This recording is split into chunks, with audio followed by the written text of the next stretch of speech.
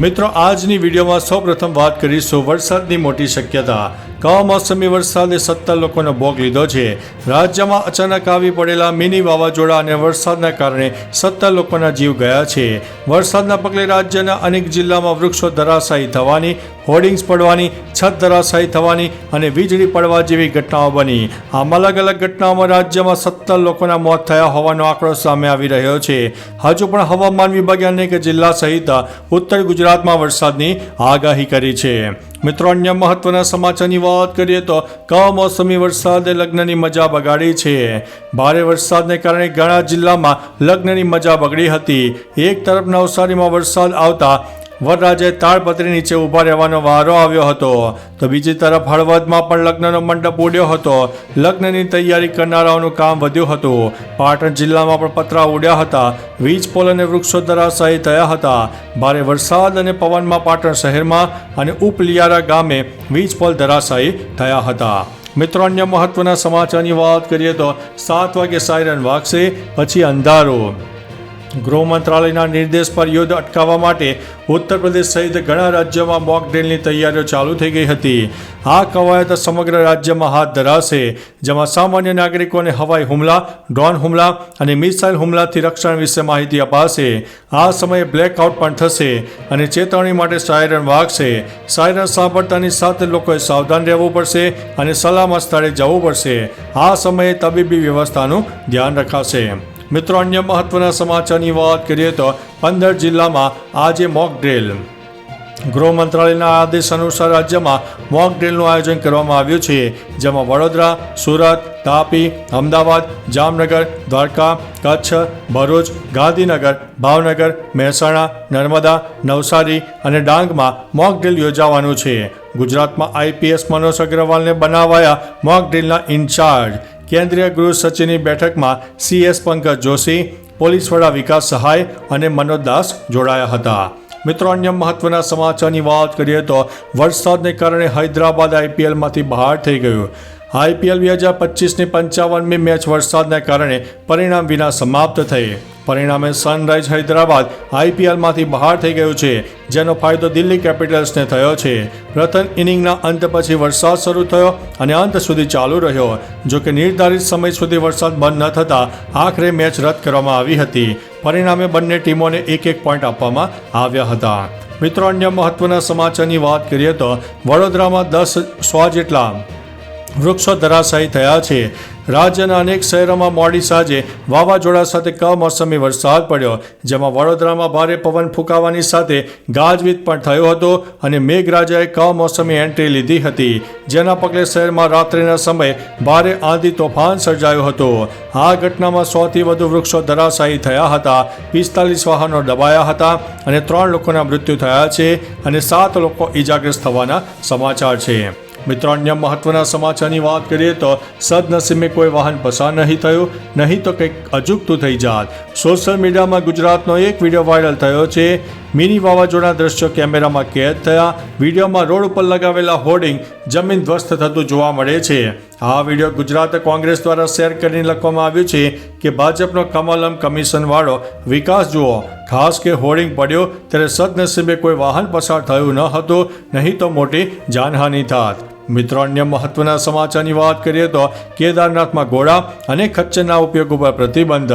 કેદારનાથ યાત્રામાં ઘોડા અને ખચ્ચરના ઉપયોગ ઉપર 24 કલાકનો પ્રતિબંધ લગાવવામાં આવ્યો છે।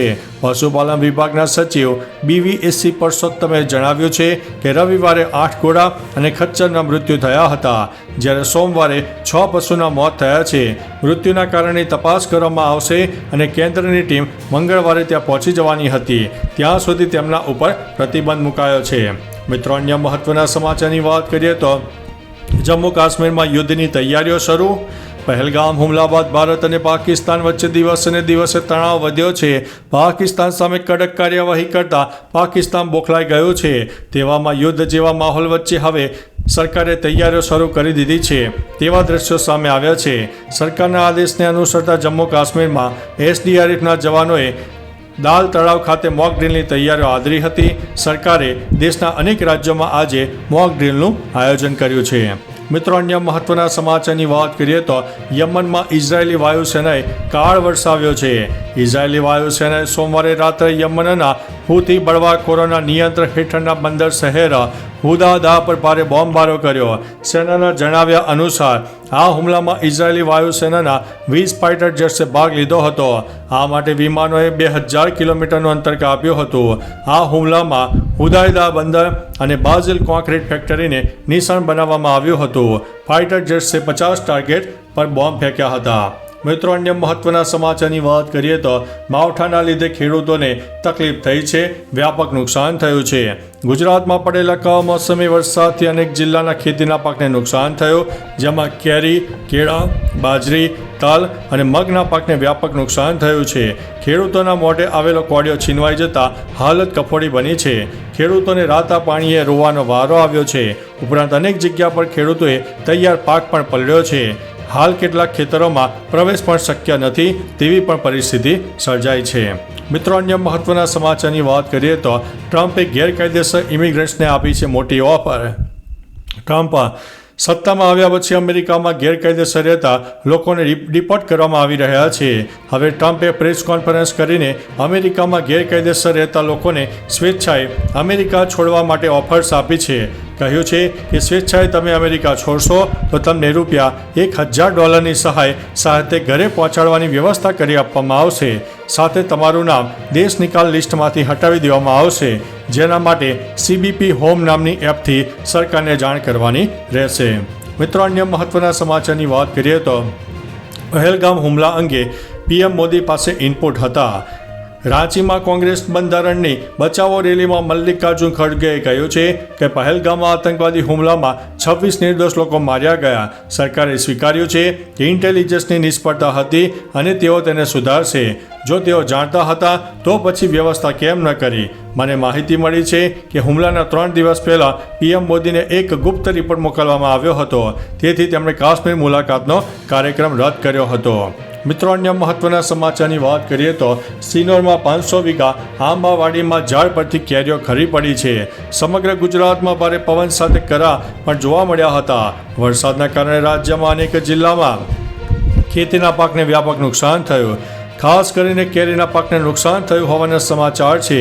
ત્યારે વડોદરાના સિનોરમાં ફૂંકાયેલા ભારે પવનને કારણે આંબા પરથી પાકી કેરીઓ પડી ગઈ હતી, જેમાં ખેડૂતોએ આંબા નીચે કેરીના પથારા કર્યા હોવાના દ્રશ્યો પણ સામે આવી રહ્યા છે. મિત્રો, અન્ય મહત્વના સમાચારની વાત કરીએ તો ભરૂચમાં 140 ગામોમાં વીજ પુરવઠો ખોરવાયો. ભરૂચ જિલ્લામાં વાવાઝોડા સાથે પડેલા કમોસમી વરસાદને કારણે રાજ્યનું જનજીવન ખોરવાયું છે. પવન સાથેના વરસાદને કારણે ભરૂચ જિલ્લાના લગભગ 140 ગામોમાં વીજ પુરવઠો ખોરવાયો હતો. જોકે જિલ્લા કલેક્ટર ગૌરવ મકવાણાએ RDC NR ધાંધલ સાથે ડિઝાસ્ટર મેનેજમેન્ટ સેન્ટરની મુલાકાત લીધી. તેમણે તાત્કાલિક રાહત કામગીરી શરૂ કરવાના આદેશ આપ્યા હતા. મિત્રો, અન્ય મહત્વના સમાચારની વાત કરીએ તો સિંગર પવનદીપ રાજન ICUમાં દાખલ. ઇન્ડિયન આઇડલ 12ના વિજેતા સિંગર પવનદીપ રાજનને અમદાવાદમાં અકસ્માત નડ્યો. તેને ગંભીર ઇજાઓ પહોંચતા નજીકની હોસ્પિટલમાં દાખલ કરાયા બાદ તેમને દિલ્હી NCRની એક હોસ્પિટલમાં ટ્રાન્સફર કરાયા છે. તેમને અનેક ફ્રેક્ચર સાથે ઈજાઓ પહોંચી છે. અત્યારે તેમની હાલત સારી હોવાની તેમની ટીમે સોશિયલ મીડિયા મારફતે માહિતી આપી છે. ચાહકો સિંગરના જલ્દી સાજા થવા માટેની પ્રાર્થના કરી રહ્યા છે. મિત્રો, અન્ય મહત્વના સમાચારની વાત કરીએ તો આજે 7 મેના રોજ યુદ્ધ સાયરન વાગશે. આજે 7 મેના રોજ અચાનક જોરથી અને ડરામણી સાયરન સંભળાય તો ડરશો નહીં. આ કટોકટીની પરિસ્થિતિ નથી, પરંતુ એક મોક ડ્રીલ છે, એટલે કે યુદ્ધ જેવી પરિસ્થિતિ માટે તૈયારીની કવાયત. આ સમય દરમિયાન યુદ્ધ સાયરન વાગશે, જે લોકોને યુદ્ધ કે હવાઈ હુમલા જેવી પરિસ્થિતિમાં શું કરવું તે જણાવવામાં આવશે. 1971માં યુદ્ધ પછી આ પહેલી વાર છે જ્યારે ભારત સરકારે આવી મોક ડ્રીલનો આદેશ આપ્યો છે. મિત્રો, અન્ય મહત્વના સમાચારની વાત કરીએ તો દેશમાં સૌપ્રથમ યુદ્ધ સાયરન ક્યારે વાગ્યું? આજે આખા દેશમાં મોક ડ્રીલના ભાગરૂપે યુદ્ધ સાયરન વાગશે. શું તમને ખબર છે કે દેશમાં પહેલીવાર યુદ્ધ સાયરન ક્યારે વગાડવાની જરૂર પડી હતી? ભારતમાં 1962ના ચીન યુદ્ધ, 1965 અને 1971ના ભારત પાકિસ્તાન યુદ્ધ દરમિયાન યુદ્ધ સાયરનનો ઉપયોગ કરાયો હતો, જેમાં દિલ્હી, મુંબઈ, કોલકાતા અને અમૃતસર જેવા શહેરોમાં સાયરન લગાવ્યા હતા. બોર્ડરને અડીને આવેલા વિસ્તારોમાં સાયરન લગાવાય છે. મિત્રો, અન્ય મહત્વના સમાચારની વાત કરીએ તો અમદાવાદ એરપોર્ટ ઉપર બર્ડ હિટની ઘટના બની છે. અમદાવાદ એરપોર્ટ ઉપર વધુ એક બર્ડ હિટની ઘટના સામે આવી છે. સાંજે અમદાવાદથી દુબઈ જઈ રહેલા વિમાનમાં એક પક્ષી બીજા એન્જિનમાં ઘૂસી ગયો હતો, જેને કારણે ફાઇટર સમયસર ઉપડી શકી નહોતી. વિમાનમાં સવાર મુસાફરોએ આપેલી માહિતી અનુસાર બર્ડ હિટને કારણે એન્જિનને જે નુકસાન થયું હતું તે નુકસાનને ઇજનેરો ઠીક કરી શક્યા નહીં. પરિણામે સેંકડો મુસાફરો કલાકો સુધી અટવાઈ ગયા હતા. તો ચાલો મિત્રો, ફરીથી દેશ અને દુનિયાના સુપરફાસ્ટ સમાચાર લઈને મળતા રહીશો. ત્યાં સુધી અમને રજા આપશો. નમસ્તે.